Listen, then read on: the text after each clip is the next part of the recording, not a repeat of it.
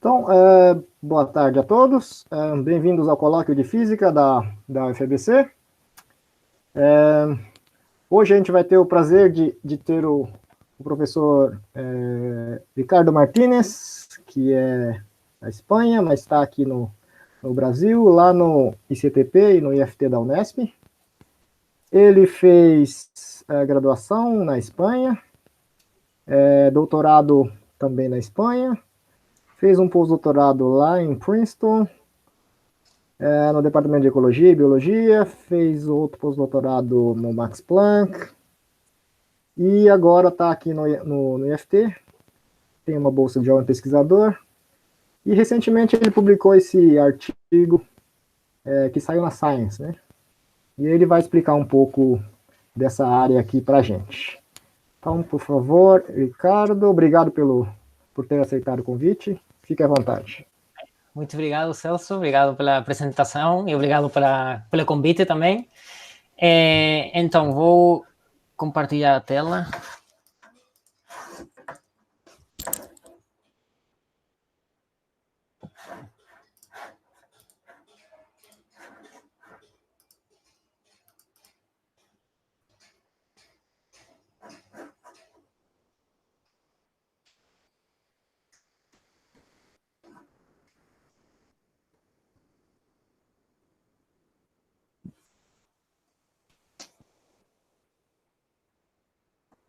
Vocês estão conseguindo ver a tela das slides ou? Acho que ainda está com a barra lateral. Com a barra lateral? Isso. Eu acho que era do segundo jeito que você tinha feito lá. É agora, né? Não, agora ainda está com a barra lateral. Nossa, vamos.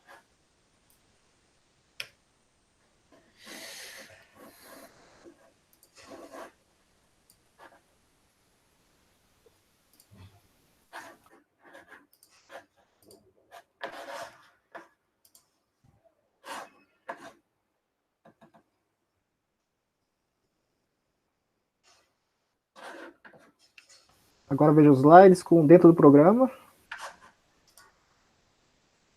Agora sim. Agora sim? Maravilha. Ótimo, muito obrigado. Então, eu vou falar um pouco aí desse trabalho que o Celso mencionou, que fizemos em colaboração com ecólogos de Princeton, quando eu fiz o pós-doutorado lá.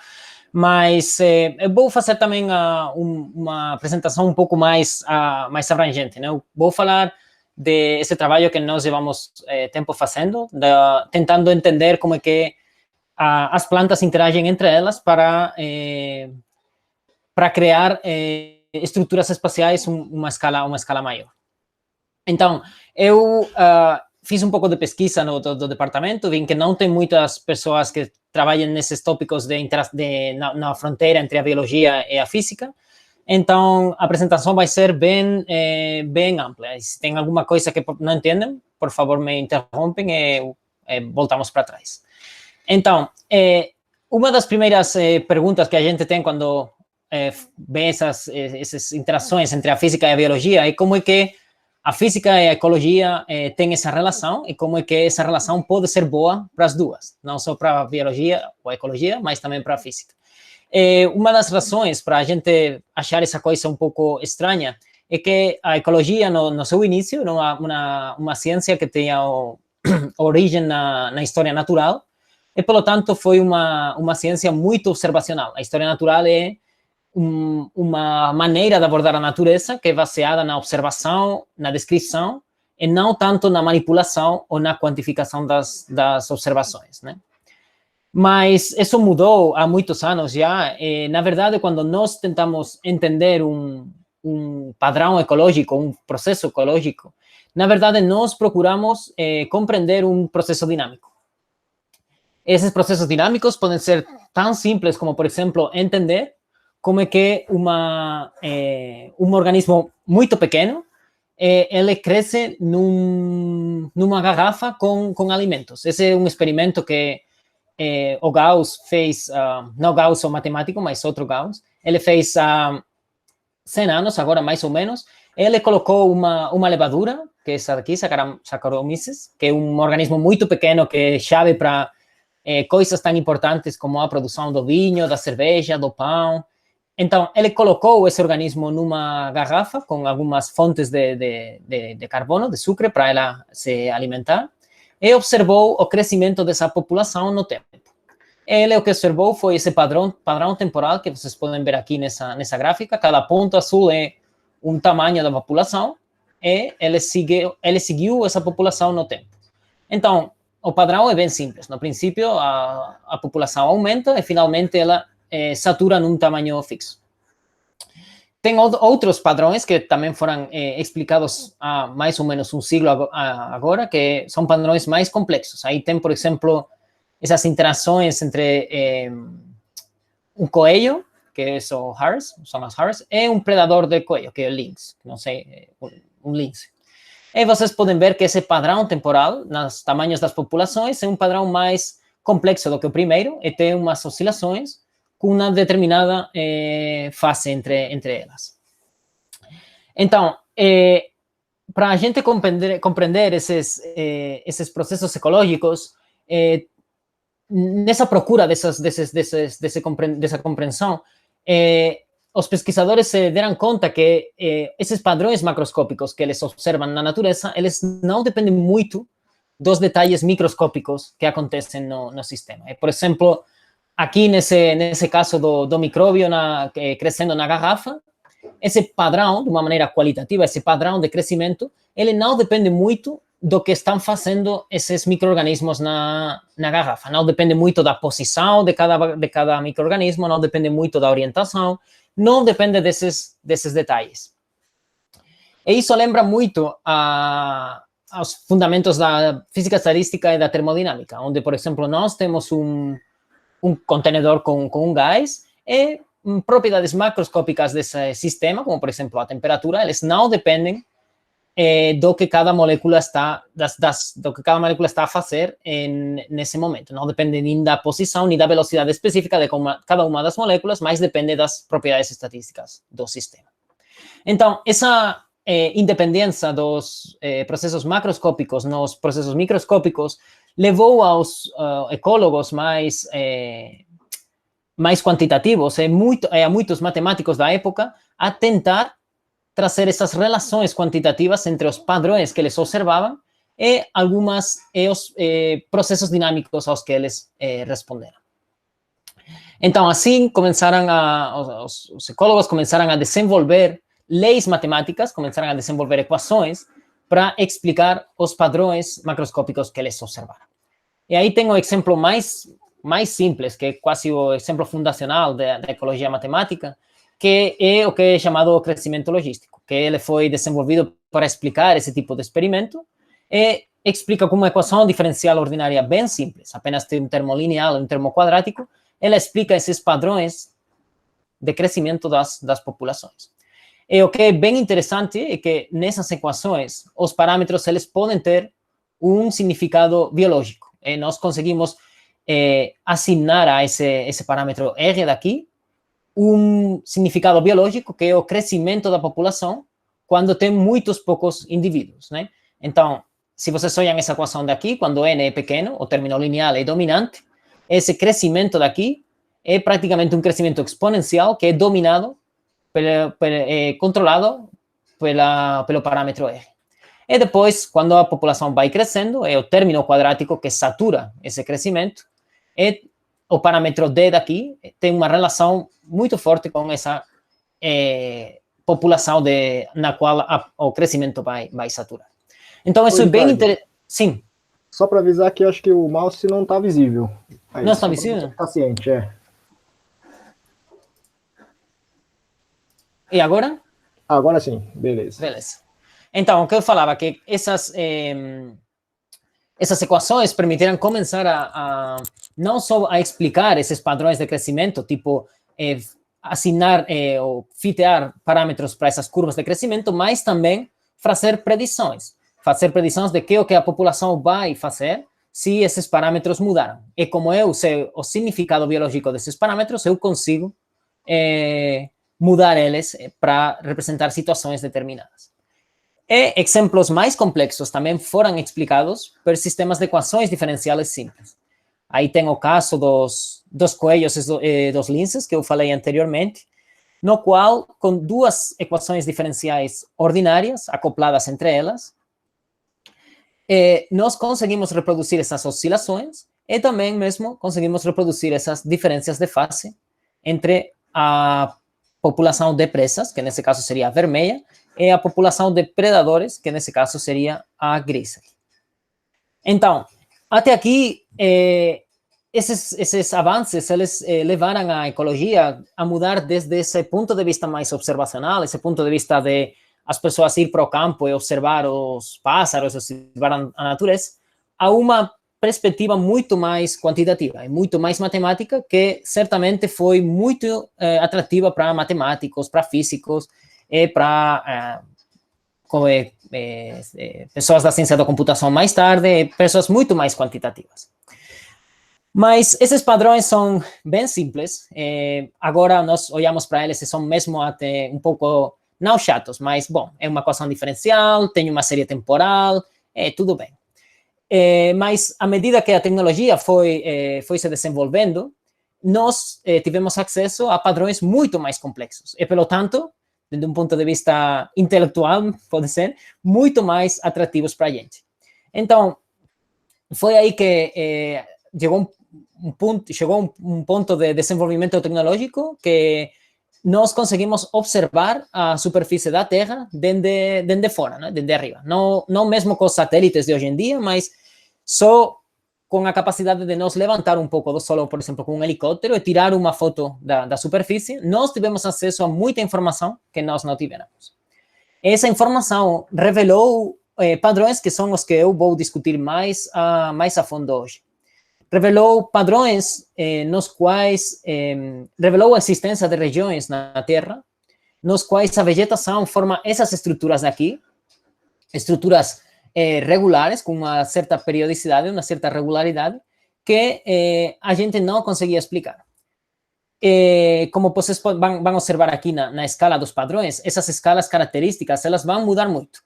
Nesse caso, a escala é muito pequena, 10 centímetros, dá mesmo para tirar a foto olhando nós mesmos para o solo, né? Mas aí tem outros padrões em outras regiões, por exemplo, esse daqui no Níger, na África, no qual a longitude de onda do padrão é certamente muito maior do que 10 centímetros, né? 100 metros. E, além disso, tem muitas ocorrências desses padrões na superfície da Terra. Esse daqui, eu gosto deles particularmente, eu acho ele muito bonito, e se vocês veem, a longitude de onda também a escala característica do padrão também é bem grande. Certamente, uma coisa que é comum a todos esses padrões é que a periodicidade é muito maior do que uma planta. Certamente tem uma reorganização das plantas, tem uma reorganização espacial da vegetação que vai vai formar esses padrões. E aí tem mais um que ele foi encontrado na Austrália, é característico das regiões onde tem uma pendente no solo, uma slope. Então, quando nós conseguimos observar esses padrões, a pergunta é bem clave, né? O que são esses padrões? São ocorrências que são bonitas na natureza, mas ficam lá, é uma curiosidade, ou tem algum significado que nós podemos conseguir usar, né?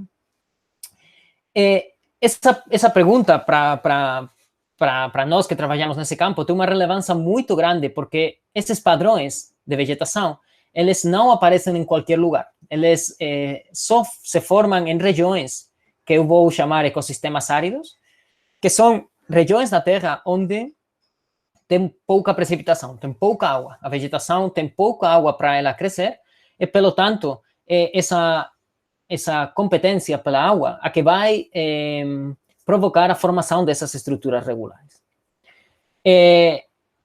Essa relação entre o tipo de ecossistema no qual o padrão cresce ou se forma e as propriedades do meio, na verdade, é muito importante, porque se vocês olham esse mapa daqui da Terra, onde aparecem colocados os ecossistemas muito hiperáridos, áridos, semiáridos, subúmidos, os ecossistemas desse tipo, eles cobrem uma fração da superfície da Terra, grande porcentagem da superfície da Terra. E, além disso, tem muitas pessoas, aproximadamente 35% da população mundial, que moram nessas regiões.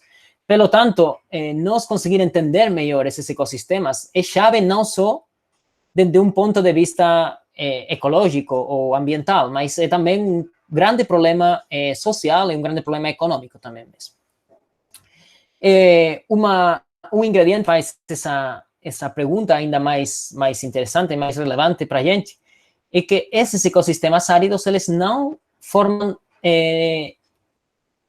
não é só que eles formam, eles ocupam 40% da população da Terra, mas eles ocupam países que são países em vias de desenvolvimento, não são os países mais ricos. Aqui no Brasil, por exemplo, nós também temos esses ecossistemas áridos e eles ficam no sertão, que é no Nordeste, que é uma das regiões mais em vias de mais desenvolvimento, uma das regiões mais pobres do Brasil. Então, é assim, os ecossistemas áridos, eles ocupam os países mais pobres do mundo e dentro dos países mais pobres ou mais em desenvolvimento, ocupam as regiões que são mais desfavorecidas. Então, é por isso que não é só um problema ambiental importante nós entender como eles funcionam, mas é também um problema que vai além do meio ambiente, um problema mais social e econômico. Então, nós temos já esse contexto colocado e agora acho que a pergunta é, tudo bem, mas qual é o papel dessas estruturas espaciais aqui e qual é o papel da física ou qual é o papel da matemática em ajudar a responder essa pergunta? Então, o que faz esses padrões chave para nós entender essa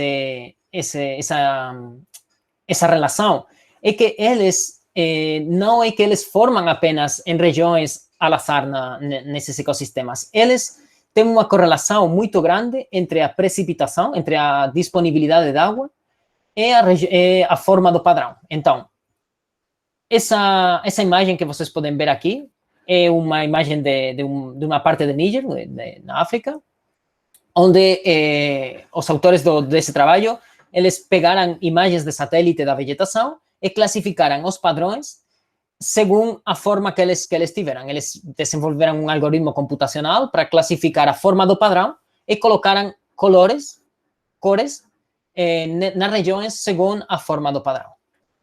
Então, o que eles encontraram foi que em regiões mais úmidas aqui nós temos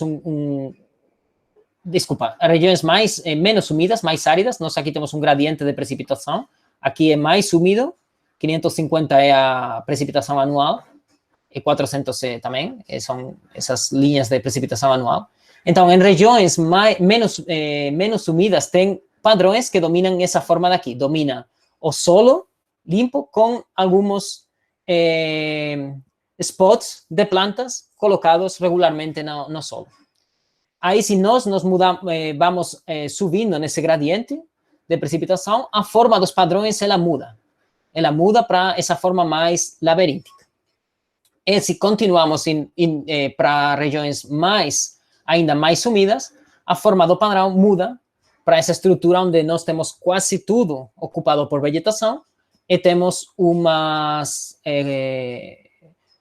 buracos de solo colocados nessa malha de vegetação. Então, essa correlação aí, o que está falando para nós é que certamente esse padrão não é apenas esse acidente ou esse fenômeno natural bonito, mas tem um significado ecológico, tem uma relação muito forte com as condições ambientais onde ele forma. Bom, então nós já temos um pouco estruturada essa relação entre esses padrões e o meio ambiente e o significado biológico deles, mas nós somos físicos e acho que uma pergunta interessante é qual é o papel da física aqui. Então, o que certamente foi muito atrativo para físicos começarem a estudar essa formação de padrões é que essas formas que eu classifiquei, esses spots de vegetação, ou esses laberintos, esses buracos de solo, eles são muito parecidos a padrões que a gente já conhecia de outros sistemas físicos e de outros sistemas químicos. Por exemplo, no trabalho pioneiro do Turing nos anos 50, ele desenvolveu modelo matemático para estudar a interação entre dois químicos com distintas propriedades de difusão, e ele achou que, segundo as relações entre as interações dos químicos, o seu modelo ele voltava esses três padrões daqui. Em sistemas ainda mais físicos, nós temos esse tipo de padrões que também formam em cavidades ópticas, por exemplo, né, que lembra muito a esse padrão daqui. E temos muitos mais exemplos na biologia, onde temos padrões que têm essa forma similar aos padrões de vegetação. Por exemplo, temos a pele de muitos animais, certo? A pele das zebras, por exemplo, tem essas bandas, ou a pele das onças, às vezes tem esses spots. Então, foi essa... Não dá para falar de universalidade, mas essa generalidade nas formas dos padrões, o que fez o problema muito atrativo para os físicos, né? Eu, como físico, sempre gostamos muito de tentar generalizar esses fenômenos que nós observamos, tentar desenvolver formalismo para nos explicar. E foi essa conexão e a existência de ferramentas teóricas prévias desenvolvidas pelo Turing o que fez que muitos físicos começaram a trabalhar nesse problema. Então, o começo verdadeiro do trabalho teórico nesse campo foi pegar o princípio de Turing, que foi desenvolvido para, como eu falei, para estudar a interação entre dois químicos, e tentar estender ele para explicar a formação de padrões de vegetação. Então, esse princípio de Turing, explicado de maneira bem simples, ele, na verdade, só precisa de duas substâncias químicas, vamos falar duas substâncias, que vai ser uma vai ser um ativador e outra vai ser um inibidor. E o ativador vai produzir mais ativador, mais dele mesmo, e vai também ativar a produção do inibidor. E o inibidor, pela outra banda, vai, como seu próprio nome indica, vai inibir a produção do ativador. Então, tem esse feedback entre a produção de um químico ativando a produção dele mesmo, ativando a produção de um segundo químico, que, a sua vez, esse segundo químico vai inibir a produção do primeiro. E um ingrediente que é chave nesse princípio de Turing é a difusão dessas substâncias químicas no espaço. Para o princípio de Turing se cumprir, precisamos que a difusão do ativador, o rate no qual ela se espalha no espaço, seja menor do que a difusividade do inibidor. Então, esse princípio pode ser colocado em equações que são chamadas equações de reação-difusão, que basicamente são equações em derivadas parciais, tem um campo espacial U e um campo espacial V para cada um dos químicos, e a evolução temporal desse campo depende desse termo daqui, que nós chamamos termo de reação, que é um termo não linear, que faz conta desses feedbacks positivos, esses dois daqui, e temos o termo de difusão, que faz conta do espalhamento espacial. E pela outra banda, nós temos o inibidor, que também tem um termo de reação, que faz conta dessa interação com o ativador, e tem o seu termo de difusão, que faz conta do espalhamento espacial do inibidor. Então, essas equações, nós temos ferramentas analíticas para estudar quando elas formam estruturas espaciais, quando elas não formam, o tipo mesmo da estrutura espacial que vai formar. Tem muita ferramenta matemática detrás para nós estudar elas. E também tem ferramenta computacional. Tem apenas pegar as equações no computador, integrá-las numericamente e observar a evolução temporal desses dois campos, U e V. Basicamente, esse mecanismo de formação de padrões, a forma na que ele funciona é amplificando flutuações espaciais na concentração desses químicos. Então, basicamente, o que nós temos é que, por conta dessas interações, é muito importante dessa diferença nas difusões entre das duas substâncias. Qualquer uma amplificação pequena de uma das substâncias, ela é amplificada ainda mais por esse feedback daqui positivo, e a diferença de difusões faz que essas flutuações fiquem concentradas numa região espacial e dá lugar a essas periodicidades nas soluções. Isso é apenas um sketch, né, do mecanismo, mas tem muitos trabalhos simulando essas equações com computador, especialmente tem esse review daqui do ano 2010, no qual o Kondo integra as equações com distintas funções aqui, f e g, distintas relações entre as difusividades, ele faz um resumo de todos os tipos de estruturas espaciais que essas equações podem apresentar. Né? E aqui temos o caso dos 3 padrões que lembram os padrões de vegetação.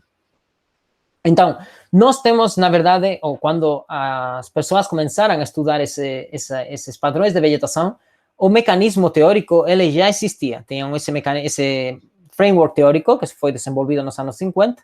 Então, apenas o que era preciso fazer era colocar a linguagem da vegetação nesse framework teórico. Então, o primeiro modelo teórico que foi desenvolvido nesse contexto foi desenvolvido há não tanto, há 20 anos, ou 22, pelo Klaus Mayer. Ele pegou essas mesmas equações de Turing de ativação e inibição e para ele traduz uma das substâncias vai ser a água que precisam as plantas para crescer, e a outra substância vai ser a vegetação. Então, essa estrutura das equações é a mesma que nós discutimos anteriormente. Tem aqui esses 3 primeiros termos, são os termos de reação. Eles não dependem de nenhuma derivada espacial, é apenas interação entre os 2 campos. Eu aqui estou tirando a dependência no espaço e no tempo para simplificar a notação, mas este V e W são campos espaciais. E aqui temos o termo de difusão. Então, o que é chave para nós ter os padrões? O que é chave é que esses termos aqui de interação entre os campos, eles precisam representar essa interação entre a água e a vegetação. Então, esse primeiro termo daqui, a R daqui, ela faz conta da chuva, por exemplo. É uma entrada externa que não depende, se vocês olham, não depende mesmo nem da água, nem da vegetação, independente, um parâmetro externo. E esse termo daqui faz conta da interação entre a água e a vegetação. Ele tem um signo negativo, pelo tanto, esse termo daqui representa o intake, a captura de água pela vegetação. Tem um signo negativo aqui e tem um signo positivo aqui, porque essa transformação de água à vegetação. E esse termo daqui é um termo dissipativo, de perda da água, que, por exemplo, pode representar a evaporação. E, no caso da vegetação, esse termo dissipativo faz conta da morte das plantas. Elas morrem a um ritmo, uma taxa que é constante, é igual a N.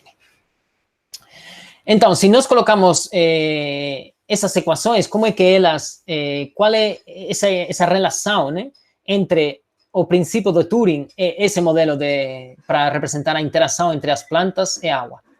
Bom, nós o primeiro que precisamos é identificar o ativador e o inibidor.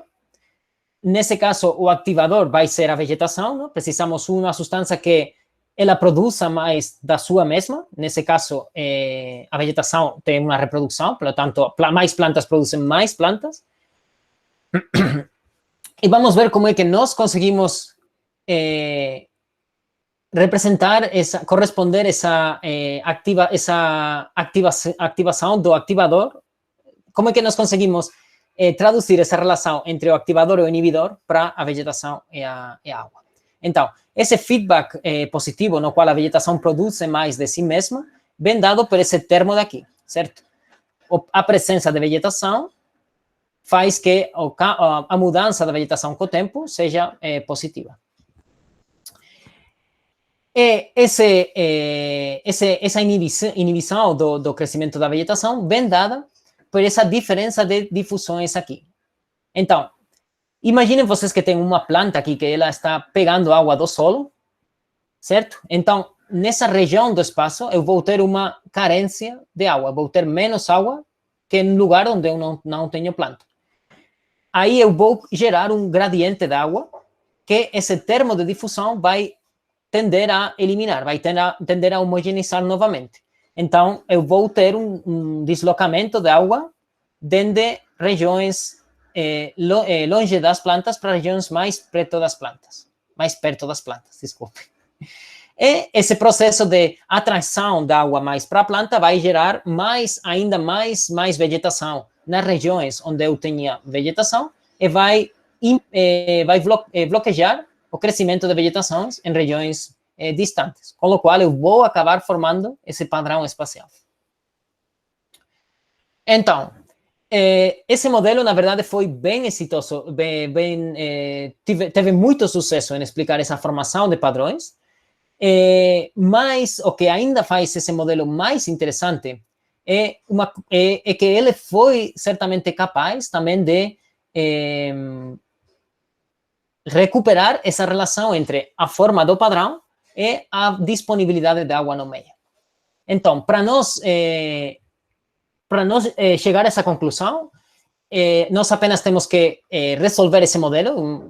Esse modelo pode ser resolto numericamente com um computador, fazendo uma integração numérica das equações, e nós podemos representar a quantidade de vegetação que tem predita pelo nosso modelo a tempos longos, e representar ela como uma função da disponibilidade de água no meio ambiente, que vem dada por esse parâmetro R, que eu falei que é um parâmetro externo, que nós podemos colocar à vontade. Tipo, se queremos representar uma região mais úmida, colocaremos um R maior. Se queremos uma região mais seca, menos úmida, colocamos um R menor. Então, se nós calculamos essa relação, nós observamos uma correlação negativa entre a quantidade de vegetação e a disponibilidade de água, que não é uma coisa muito surpreendente, né? Menos água, menos plantas, eu acho que isso é bem intuitivo. O que é certamente interessante é que se nós tiramos esse promedio espacial e nós olhamos a estrutura espacial das plantas, nós temos essa sequência de padrões que foi mesmo encontrada nos dados de satélite. Nós temos que, em sistemas muito úmidos, com muita água, a vegetação é uniforme. Nós temos uma solução que é uniforme. Mas à medida que a água é mais limitante, é menor, essas formas dos padrões vão mudando, e finalmente chegamos a esse padrão de spots que a gente falou. Agora, o que é uma predição que é chave desse modelo, que ela despertou muito trabalho nos anos seguintes, foi que o modelo faz uma predição que após a gente observar esse padrão daqui, se a precipitação continua sendo menor, continua decaindo, o sistema vai cair num estado desértico, mas vai fazer uma transição que é uma transição descontínua, uma transição de primeira ordem. Como as transições descontínuas, ela tem também um ciclo de histéresis. Que é o que isso quer dizer? Isso quer dizer que se um sistema, nós observamos esse padrão daqui nas nossas imagens, que eu mostrei no princípio, por exemplo, se por algum tipo de mudança externa, esse ecossistema tem ainda menos água nos anos seguintes, a vegetação toda vai morrer e o sistema vai colapsar num estado de deserto. Mas agora bem, o que é bem interessante desse tipo de transição que faz essa predição chave para muitos dos cientistas ambientais, é muito interessante para os físicos, é a existência desse ciclo de histéresis daqui. Porque se nós agora procuramos algum tipo de estratégia para nós recuperar esse ecossistema, temos que recorrer todo o ciclo de histéresis do sistema. Não basta com apenas nós aumentar um pouco a quantidade de água do sistema para nós recuperar a vegetação. Nós certamente temos que fazer a precipitação tem que aumentar muito, muito. Essa é uma predição que é chave e foi certamente colocou em alerta a muitos pesquisadores.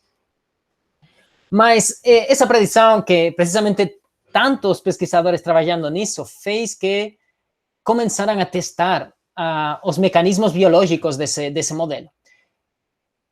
Lembrem que esse modelo que eu apresentei foi um modelo bem simples, um modelo mesmo hand waving, foi descrito com as mãos, colocando o princípio de Turing traduzido para a vegetação, com um fundamento, umas assumptions bem feitas, um modelo bem formal, mas biologicamente não tem muita precisão. E como ele faz predições tão importantes, ele foi, muitas pessoas tentaram testar ele no campo. E aí é onde ficou um pouco mais débil, né? Não, esse mecanismo de formação de padrões não tem uma evidência experimental forte.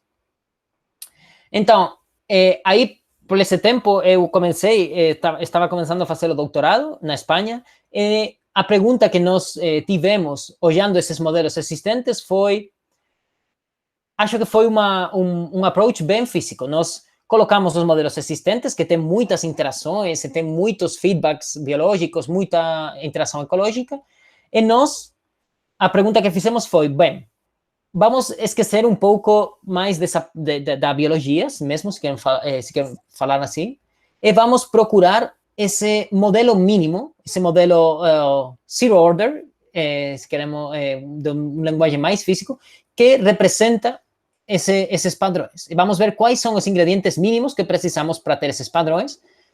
Vamos procurar um modelo que seja mais analítico do que os existentes, e vamos ver se essas conclusões que nós trazemos com esse modelo são as mesmas, são diferentes das conclusões existentes. Então, nós desenvolvimos um modelo que é bem simples. Aí, se vocês olham essa equação daqui, ela é muito parecida à equação que foi introduzida para descrever o crescimento da levadura. Tem esse término lineal, por exemplo, que é um término de morte da vegetação. Tem aqui mais um termo que, em princípio, parece linear, embora que eu vou definir essa P, ele não vai ser linear, mas tem esse crescimento, essa saturação. É um modelo que apenas tem uma equação em derivadas parciais, então parece mais simples de momento, né? Então, os únicos dois processos que nós colocamos nesse modelo foi morte das plantas, da vegetação, que é esse termo daqui, certo? A taxa a qual muda a vegetação na posição X devido a esse termo, é negativa, a um rate constante alfa. E depois colocamos um termo de crescimento, que é esse primeiro termo daqui, que apenas faz conta da produção de sementes a uma taxa constante, que é essa beta daqui, uma dispersão local, que vem representada por esse término saturante daqui, né? Quando nós temos vegetação igual a 1, então esse termo igual a esse 1 menos UV faz esse termo igual a 0, e, pelo tanto, o crescimento da vegetação para. E depois temos essa probabilidade das plantas se estabelecer, que é uma função que eu vou definir agora. Mas, em princípio, olhem que já a estrutura matemática da equação, até agora, é mais simples. Só tem crescimento e morte, e só tem uma equação em derivadas parciais, não tem o termo difusivo. Em princípio, agora tenho a dinâmica em cada posição X, não é ligada, não está acoplada a outras posições X, então parece mais simples. Mas, assim, nessa estrutura, é tão simples que ele não dá padrões, como era de esperar. Mas, se nós agora introduzimos essa probabilidade P de as plantas se estabelecer como uma função que depende, uma função não local, a coisa vai cambiar um pouco. Então, aqui essa V pequena, desculpem, é uma V grande, pelo tanto, essa probabilidade daqui é uma função que é uma função geral, mas é um promédio no espaço da vegetação, é um promédio espacial da vegetação, basicamente, certo? Essa função G daqui é uma função kernel, que faz conta da influência de uma posição X' na posição focal X. É uma função que basicamente é um peso, é um weight, para nós fazer esse promédio espacial. Essa função é bem geral, não precisamos especificar a forma particular, mas tem que cumprir uma série de propriedades. A primeira propriedade é que, como ela é uma probabilidade de as plantas se estabelecer numa posição X, dependendo da vegetação na sua vizinhança, então a derivada da função R com respeito à densidade de vegetação tem que ser negativa. Isso representa que a probabilidade das plantas crescer é menor quanto mais plantas tem ao redor. E depois, como é uma probabilidade, tem que ser igual a, tem que ter, só pode tomar valores entre 1 e 0. Esse parâmetro delta daqui é um parâmetro que controla a intensidade da interação entre as plantas, de modo que se delta é igual a 0, essa probabilidade é igual a 1, por tanto, delta igual a 0 representa uma situação onde a gente não tem interação entre plantas, não, o efeito de uma planta não tem efeito nas suas vizinhas, e por contra, no limite delta indo para infinito, essa probabilidade vai para 0, porque é uma interação muito, muito forte. A presença de uma planta leva toda a possibilidade de outras plantas se estabelecer lá. Com esse mecanismo tão simples, basicamente o que esse termo não local faz é que as plantas que elas procuram crescer numa posição do espaço, elas vão competir, vão pelear com as suas vizinhas numa vizinhança que é definida por essa função G daqui. Isso é o que representa essa imagem daqui. Por exemplo, o árvore verde, ele vai competir com os outros 4 árvores mais oscurinhos, mas não vai competir com esses árvores mais claros. O mesmo acontece, por exemplo, se nós pegamos um árvore aqui, ele vai competir com 5 árvores. E, por contra, se nós agora colocamos um árvore entre esses 2 grupos de plantas, olhem que, mesmo se o rádio da interação é o mesmo, agora o número de árvores com os quais esse indivíduo daqui vai competir são 8. Aqui teve 4, aqui teve 5, aqui tenho 8. Então, esse mecanismo que faz que as plantas interajam com outras plantas numa distância finita, faz que as regiões entre grupos de plantas sejam regiões que nós chamamos regiões de exclusão. São regiões nas quais as plantas não podem se estabelecer porque tem muitas vizinhas competindo por os recursos lá. O mecanismo biológico que vocês podem imaginar para esse tipo de interação são, por exemplo, as raízes, certo? Vocês podem olhar um árvore numa posição do espaço. Esse árvore tem umas raízes que muitas vezes são muito mais longas do que a copa do árvore. Esse mecanismo, esse ingrediente é o que nós representamos com essa interação de longo abrangimento, ou de longo alcance. Tudo bom, então, essa formação dessas regiões de exclusão faz que, com o passo do tempo, a dinâmica descrita para essa equação vai dar lugar a padrões espaciais também, porque vai favorecer a formação de grupos de árvores, porque os árvores, dentro dos grupos, eles podem crescer, como vocês podem olhar aqui, mas entre os grupos não vão crescer mais. Então, novamente, se nós resolvemos essas equações computacionalmente, o que o modelo prediz agora é, primeiro, a mesma sequência de padrões à medida que a disponibilidade de água no ambiente vai decaindo. Quando o sistema é muito úmido, novamente temos essa vegetação que é uniforme, e à medida que a umidade vai decaindo, a forma dos padrões vai mudando até nós ter um estado desértico. Mas a diferença-chave aqui é que a transição agora é uma transição de segunda ordem, uma transição contínua é uma transição suave. Essa suavidade da transição é muito importante de um ponto de vista de gerenciamento do ecossistema, porque é muito mais fácil de reverter após um colapso do ecossistema. Então, nós temos aqui esses 2 cenários. Temos que esses padrões certamente tem muita informação sobre o ecossistema, mas os modelos com os que a gente trabalha não têm muita base empírica direta. Eles dão lugar a predições que são muito diferentes em termos dessas transições de estados com vegetação a estados sem vegetação. E, evidentemente, se nós queremos entender melhor esses ecossistemas usando esses modelos, nós precisamos modelos que certamente tenham um suporte experimental. É aí onde chegamos a esse ponto no qual precisamos ou nós procuramos buscar esses mecanismos de interação. Nesse ponto eu estava fazendo o postdoc em Princeton, e o Ciro, que foi o primeiro autor do trabalho que foi publicado em Science, ele é um ecólogo, ele tem um interesse, a sua tese doutoral procura entender os mecanismos de interação entre plantas e os mecanismos de interação no subsolo, interações entre as raízes.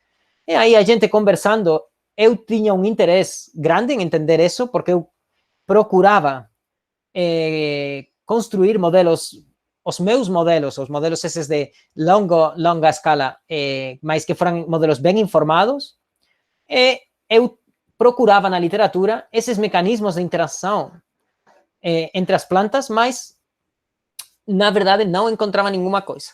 E aí, conversando com ele, ele procurava responder essa mesma pergunta, mas tinha um contexto ainda muito mais amplo. Né? É importante falar que se a gente entende melhor como é que as plantas interagem nas suas raízes, nós vamos poder conseguir desenvolver cultivos mais eficientes. Por exemplo, colocando os cultivos de uma maneira que as plantas produzam menos raízes e elas produzam mais fruto, por exemplo, mais semente. E também é importante apontar que as raízes elas têm um papel muito importante na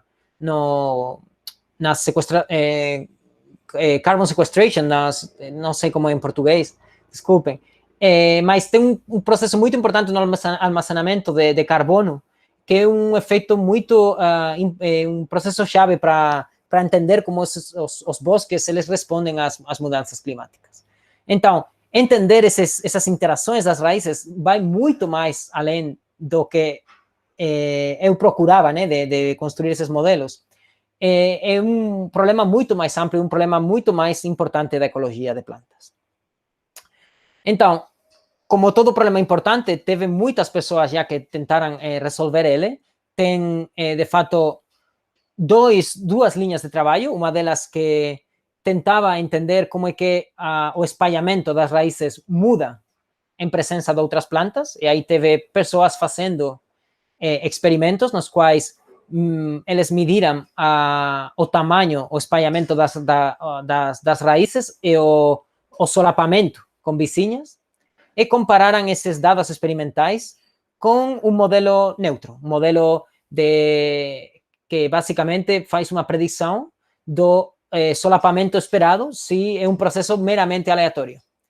E o que eles encontraram é que, certamente, as plantas, quando elas competem, o solapamento entre os seus sistemas de raízes é muito menor do esperado se fosse um processo totalmente aleatório. Isso indica que as plantas, quando elas competem entre elas, tendem a separar os seus sistemas de raízes, tendem a tentar diminuir o solapamento das suas raízes. E também tem outro approach, outra maneira de abordar outra abordagem para o problema, que ele não mira para a estrutura espacial, ele só mira para a produção de massa de raiz. Basicamente, eles cresceram plantas em distintas situações e os pesquisadores mediram a quantidade de raízes produzida pelas plantas quando cada uma delas tem uma taça, não uma taça, mas um contedor para cada uma delas, uma maceta, ou quando ela é compartilhada com outra vizinha. E o que eles encontraram é que as plantas, quando elas compartilham, que é essa linha daqui com as raias, quando elas compartilham, elas produzem mais raízes do que quando elas são sozinhas. Mas esse resultado daqui foi também revisado, ou foi esse mesmo resultado foi procurado por outros grupos em anos posteriores, e foi certamente um pouco mais controversial. Tem outros grupos que eles encontraram a tendência oposta. Es decir, que as plantas, quando elas crescem com vizinhas, elas produzem menos raízes do que elas produzem quando crescem soas. Então, aí tem muita controvérsia. Tem umas predições falando que as plantas produzem mais e outras que as plantas produzem menos. É aí onde nós colocamos essa estrutura espacial do abordagem espacial e a abordagem de produção de biomassa e desenvolvimos um modelo novo que coloca as duas coisas para resolver essa contradição. Então, o nosso modelo, na verdade, é bem simples. Nós vamos partir de uma planta. Lembrem que antes eu falava de extensões que eram de muitos quilômetros. Eu agora vou ir para uma coisa bem simples. Vou colocar uma planta e vou ter uma chuva ou uma chegada de recurso para a planta. Vamos assumir que o recurso é água. Eu também tenho essa perda do recurso que eu falei anteriormente. Tenho essa intake do recurso, que é proporcional à quantidade de recurso e à quantidade de água, de raiz, desculpa, de raiz e de recurso.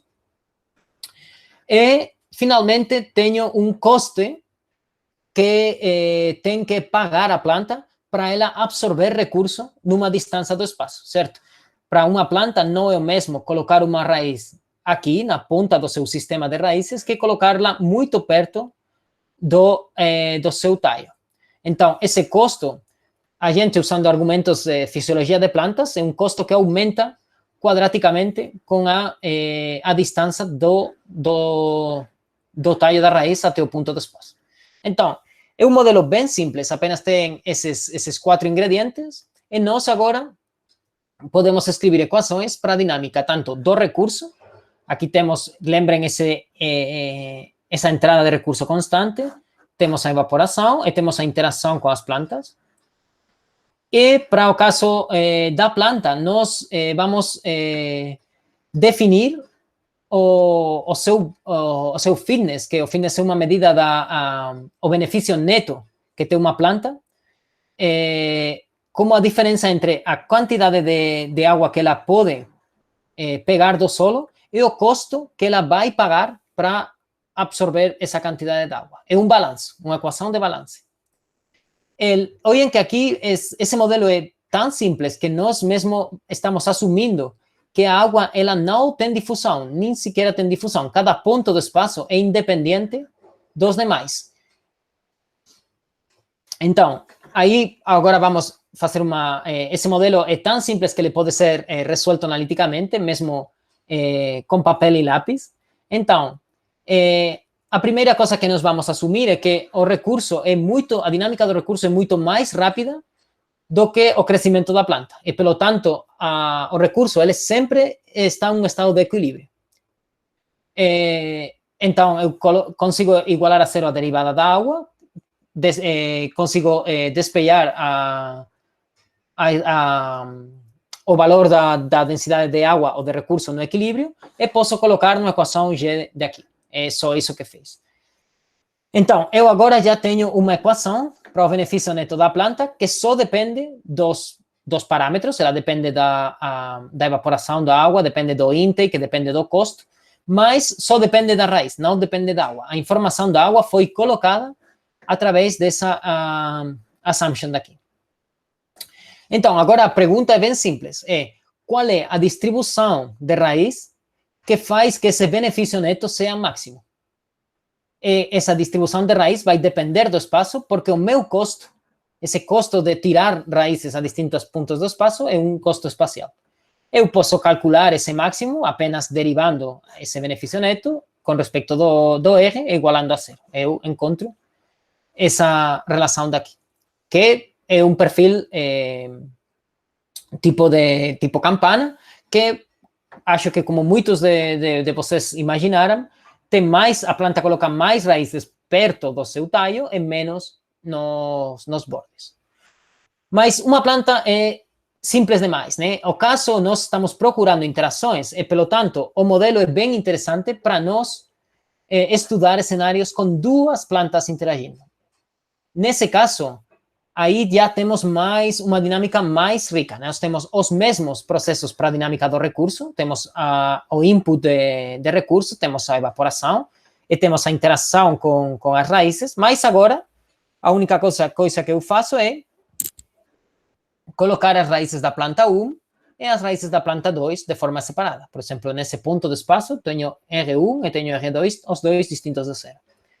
E para as funções de fitness das plantas, as fitness generating functions, as funções de benefício neto da planta, eu agora tenho uma para a planta 1 e uma para a planta 2.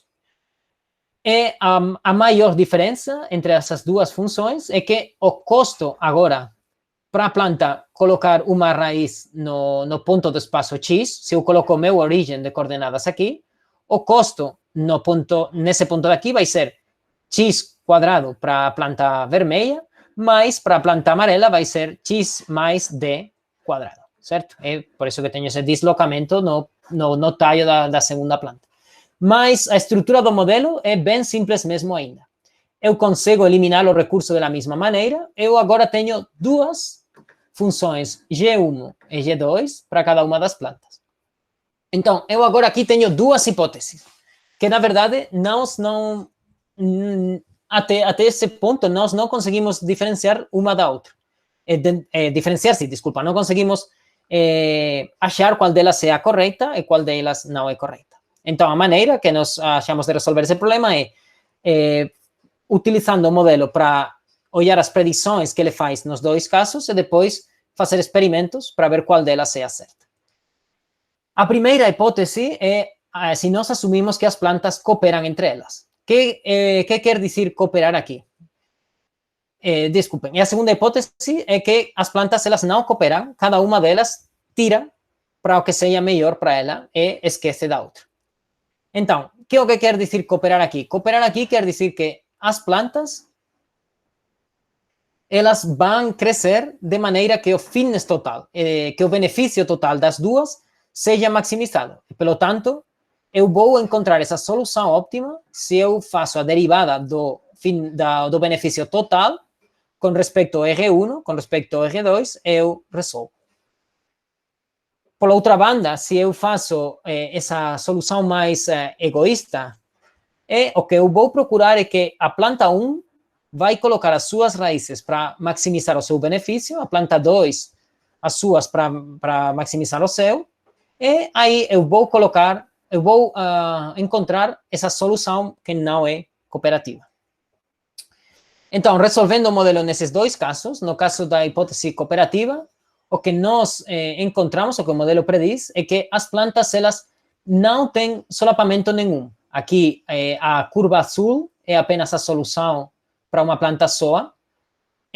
A curva vermelha ou laranja é para a planta 1 e a amarela é para a planta 2. Como vocês podem ver, nessa solução cooperativa, as plantas elas dividem racionalmente ou dividem amistosamente, não racionalmente, mas amistosamente, o terreno e uma delas vai explotar o terreno que é mais próximo dela e a outra o que é mais próximo dela, da outra.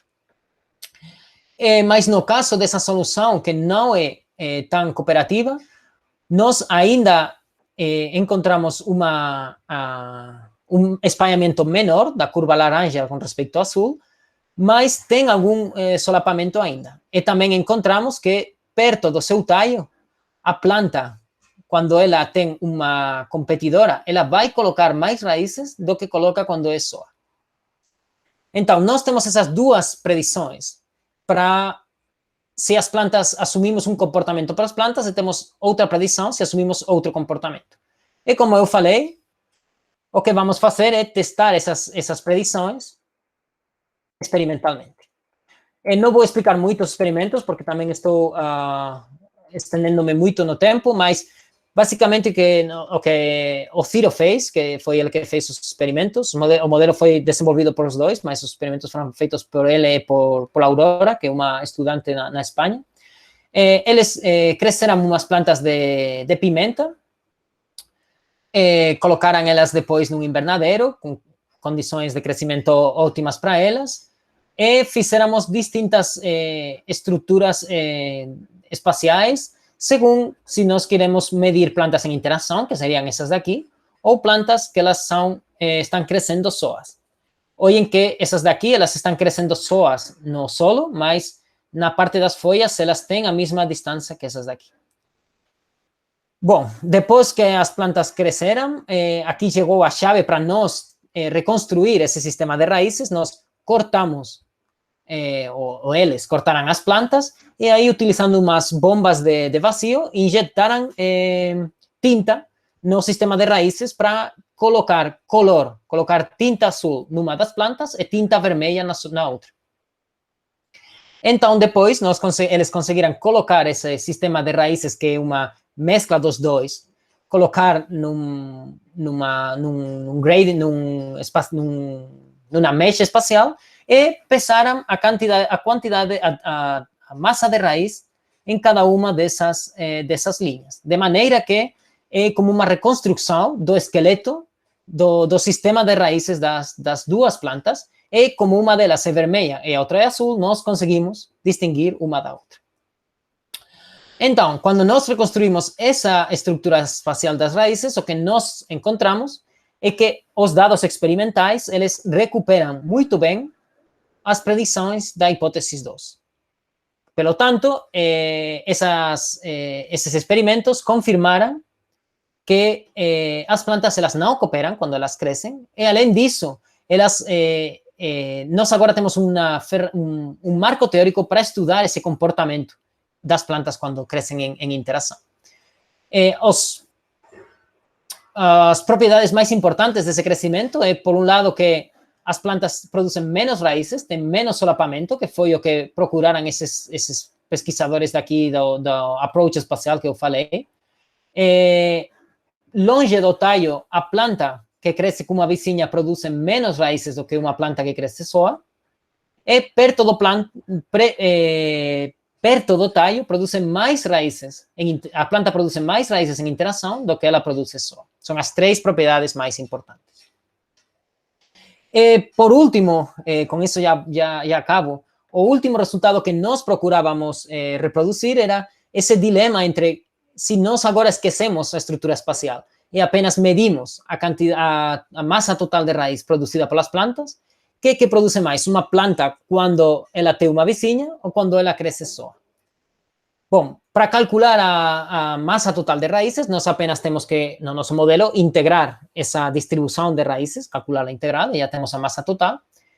E o que nós achamos foi que nem os que encontraram que as plantas em interação produzem mais raízes, nem os que encontraram que as plantas produzem menos raízes, estavam no certo. Mas nenhum era errado. O que nós achamos é que a relação entre a massa de raiz produzida por uma planta só ou em interação depende da distância entre as duas plantas. Se você coloca as plantas muito perto uma da outra, elas vão produzir mais raiz do que elas produzem sós. Mas, se você vai colocando elas mais longe, tem um regime no qual elas produzem menos raiz do que quando elas são solas. Pelo tanto, os dois resultados experimentais são certos, e com esse modelo, essa teoria que nós desenvolvéramos, conseguimos explicar todos esses resultados experimentais que eram contraditórios. Com isso, isso era tudo o que eu queria explicar. O resumo, basicamente, são os 3 pontos que eu falei. O que é mais interessante desse trabalho, para mim, é que ele abre muitas linhas novas de pesquisa, né? Muitas extensões. Por exemplo, que é o que acontece se as plantas não são idênticas? O que acontece se temos uma planta muito pequena que tenta crescer perto de uma planta maior? O que acontece se temos essa difusão nos nutrientes? Se temos mais de 2 plantas? Todos esses ingredientes, eles vão fazer o marco teórico mais complexo matematicamente, e também mais interessante para a gente estudar, e certamente vão revelar muitos comportamentos das plantas que nós agora não conhecemos, né? Com isso é tudo. É só agradecer as colaboradores nesse projeto, os primeiros o Cristóbal, Justin, Emílio, Corina e Juan, eles colaboraram mais na primeira parte de formação de padrões, A Aurora foi a estudante na Espanha que fez parte dos experimentos, ela agora está no Reino Unido. O Fernando Valladares também na Espanha, Steve Pacala, em Princeton, e Ciro, que ele liderou, na verdade, todo o trabalho na segunda parte, e também agora é um colaborador na parte dos padrões. Eu peguei ele aí para tentar ajudar a gente.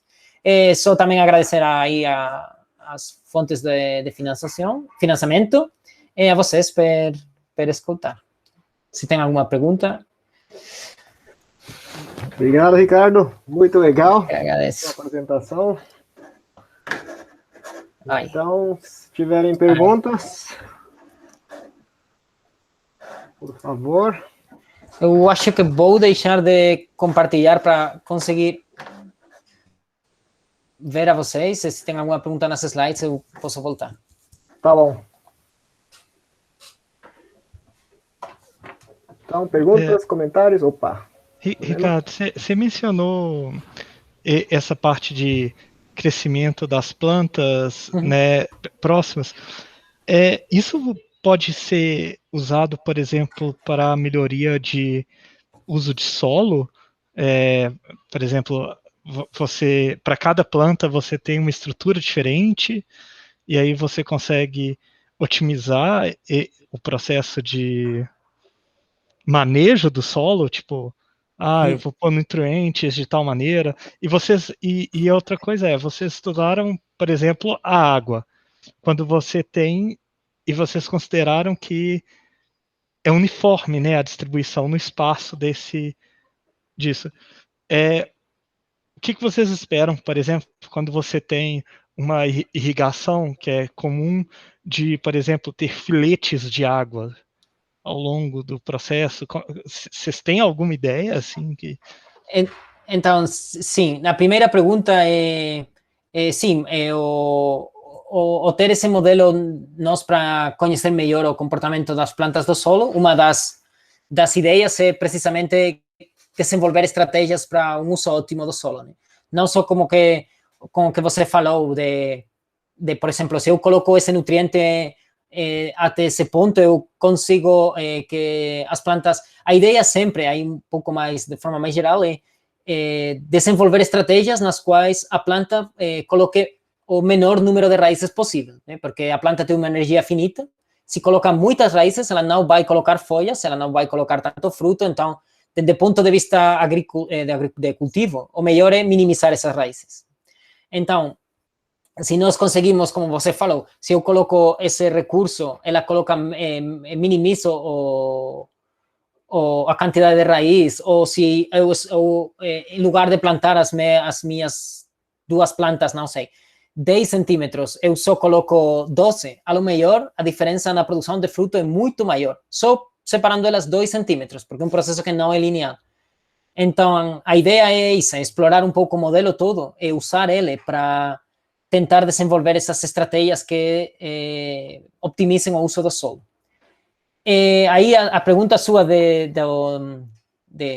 do recurso mais complexo, com fluxos da água, eu, na verdade, essa acho que é a pergunta que mais gosto, porque uma coisa que, para a gente sendo físicos, o modelo é bem simples. Vocês verão que uma equação, uma derivada é um processo de optimização. Uma das razões pela qual é tão simples é porque o recurso, que eu falei aqui água para falar, mas na teoria é um recurso abstrato, não pode ser água, pode ser fósforo, pode ser... Mas se você coloca essa ligação, aí a dinâmica já não é tão simples, já tem que resolver utilizando técnicas um pouco mais elaboradas, mas também mais legais. Nós temos algum resultado já. O que achamos é que na presença desses fluxos laterais da água, a planta espalha muito mais, ela vai como perseguindo o fluxo da água pelo solo. Mas é um resultado teórico só, não temos experimentos com isso. E esses experimentos são bem mais difíceis de serem controlados, né? Talvez. Né? Obrigado pela apresentação, e assim, é muito legal ver que coisas que parecem extremamente complexas conseguem ser descritas de maneira... Você consegue chegar tipo, na essência, né?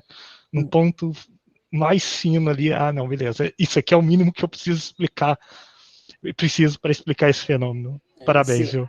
obrigado. Sí, a verdade, acho que é um pouco a coisa da modelagem da biologia, que problema tão complexo e aí tem que pegar com o mínimo, mas ainda sendo significativo, né? É o que eu gosto mais. Muito bom. Mais perguntas? Comentários? Dúvidas?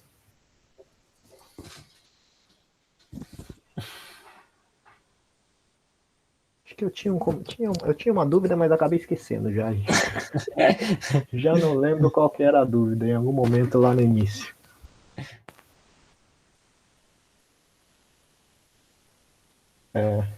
Mas basicamente esse modelo, o segundo modelo, é estático, né? Digamos, não tem. Análise é dinâmica. Quer dizer, não tem dinâmica, né? É tudo estático. Não, sim, é um modelo de procurar o equilíbrio. É um modelo que ele é muito baseado em teoria de jogos, né? E a teoria de jogos tem teoria de jogos que é teoria dinâmica, mas a mais simples de todas é procurar os equilíbrios. Qual é o ponto de equilíbrio entre dois agentes que originalmente que tomam decisões racionais, né? Mas não, os biólogos não gostam muito de racionalizar as plantas e os micróbios, mas sim, é um ponto de equilíbrio entre um processo que, na verdade, é dinâmico, mas só procura o equilíbrio, o ponto de equilíbrio estacionário. E aí, para fazer dinâmica, você precisa de matemática melhor, né? Então, na verdade, essa função aí essa função G que eu escrevi de benefício neto, que é o fitness, ela representa o fitness da planta, que o fitness é como a capacidade de reprodução ou de supervivência, não? Ela vem, ela pode ser derivada de um processo dinâmico, de uma equação diferencial como as primeiras que eu mostrei. Então, aí, se você coloca ela na dinâmica temporal, então aí sim, aí já tem uma matemática, não é mais complexa, mas é uma equação diferencial ordinária, ou em derivadas parciais, se coloca esses acoplamentos no espaço que a gente falou, mas sim, tem transientes que podem ser relevantes, se não sei, tem alguma perturbação no sistema num transiente, ou tem algum processo mais complexo, né? Esse como é o bloco zero, né, do marco teórico. Depois tem muitas mais coisas que tem para ser feitas. Acho que o Eduardo tem uma pergunta também. Obrigado, Celso. Eu tenho uma perguntinha. Primeiro, obrigado pelo seminário, muito interessante. A minha pergunta é, a ocupação do solo, ela realmente é um fator importante para a formação de um microclima e assim mudar o padrão de chuva e de águas, né?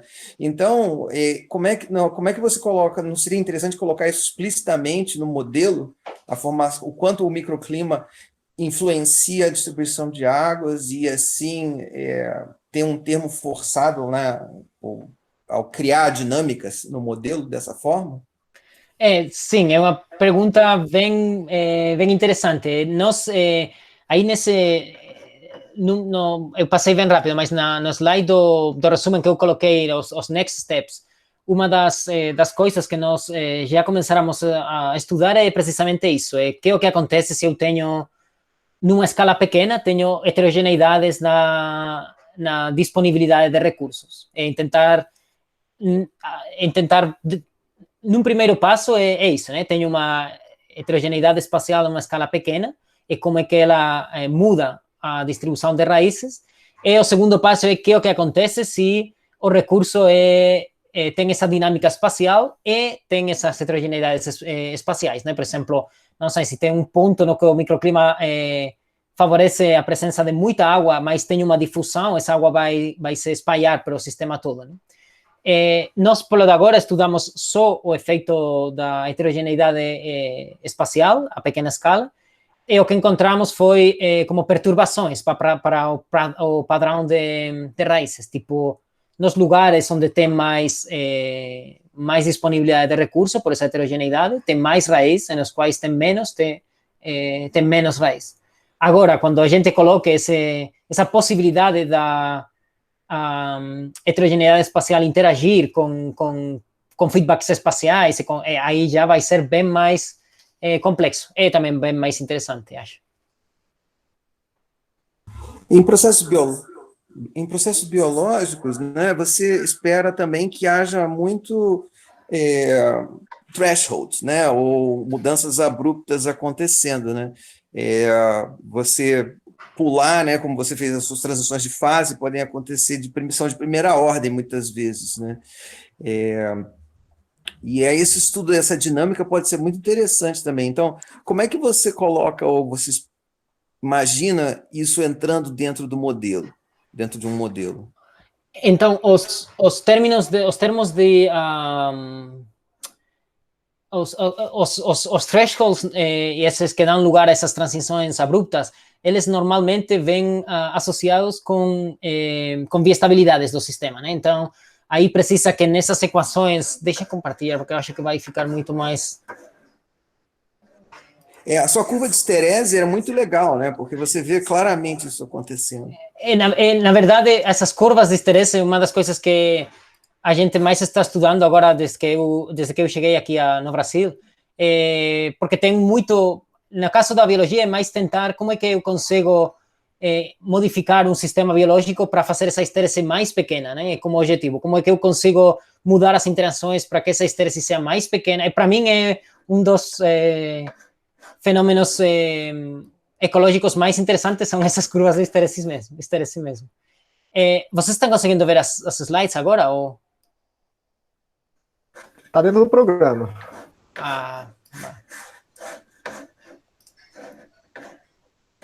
Mas acho que não tem problema. Bom.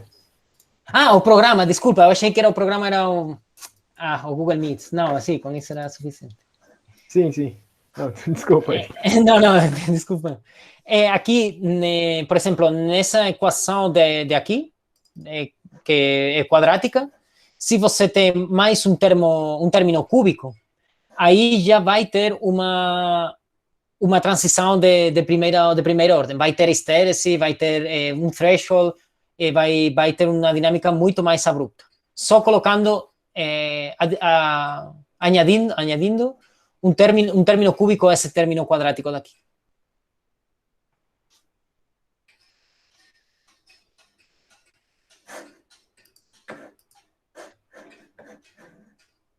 Oi? Eu caí? Não. Estamos ouvindo. Falava isso, que quando você tem essas equações, colocando não linearidades, é quando você consegue introduzir esses thresholds ou essas transições abruptas. Elas normalmente vêm associadas a fenômenos de cooperação muito fortes. Por exemplo, imagine que tem uma população na qual tem uma interação mutualista, que é uma interação na qual a presença de um indivíduo ajuda a reprodução do outro. E tem essa interação muito forte, então aí você tem uma população crítica, que se você está abaixo dessa população crítica, a população vai morrer. Tem uma população crítica que se está por encima desse threshold, vai crescer. Então, essas não linearidades fortes são as que introduzem esses thresholds, essas estéreses. Você já viu um seminário chamado As Regras do Serengeti? The Serengeti Rules. Eu acho que foi um livro que foi escrito. Não vi, não. Então, tem um seminário que é do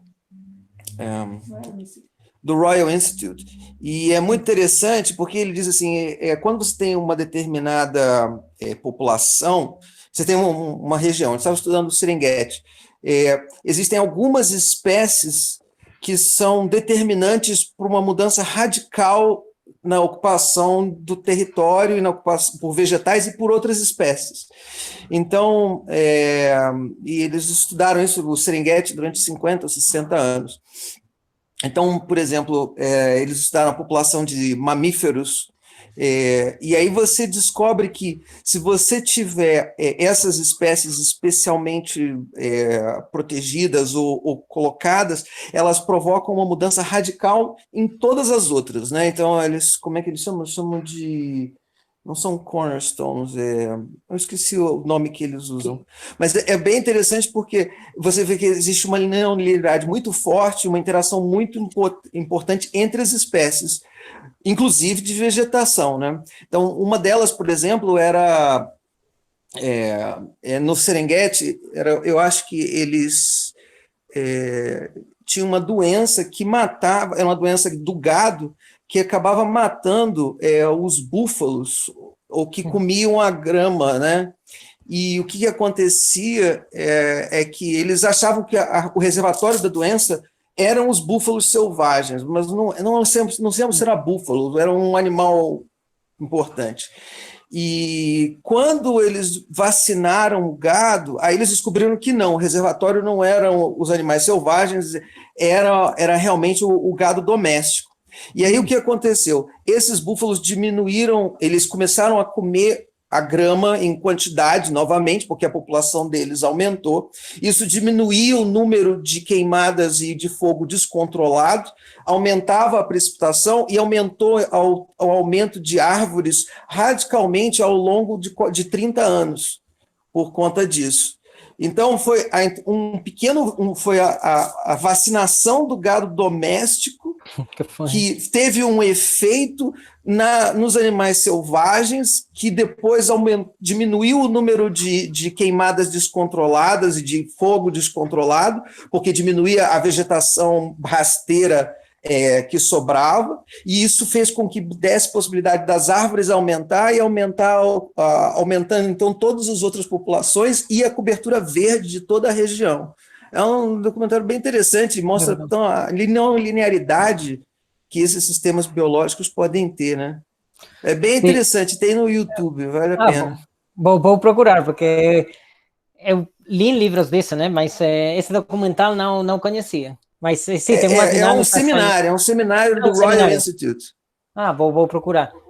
Sim, Serengeti Rules. Serengeti Rules. Sim, aí nos ecossistemas tem umas dinâmicas bem interessantes, né? Não só por as linearidades essas, mas também porque essas redes tróficas, né, de interação são bem complexas. Então, aí, às vezes, tem uma espécie que tem interações com muitas outras, né? Então, aí, se tira essa, aí vai tudo para baixo. Tem como esses nodos que são chave, né? Que você falava. Para mim, essas coisas foi do que mais eu gostei mais para mudar um pouco mais. Eu fiz o doutorado em física estadística. E depois foi mudando para coisas mais de ecologia, porque gostava muito desses problemas, na verdade. Bom, foi só um comentário, mas seminário muito interessante. Muito obrigado. Eu que agradeço. Muito obrigado. Bom, mais perguntas, comentários, dúvidas?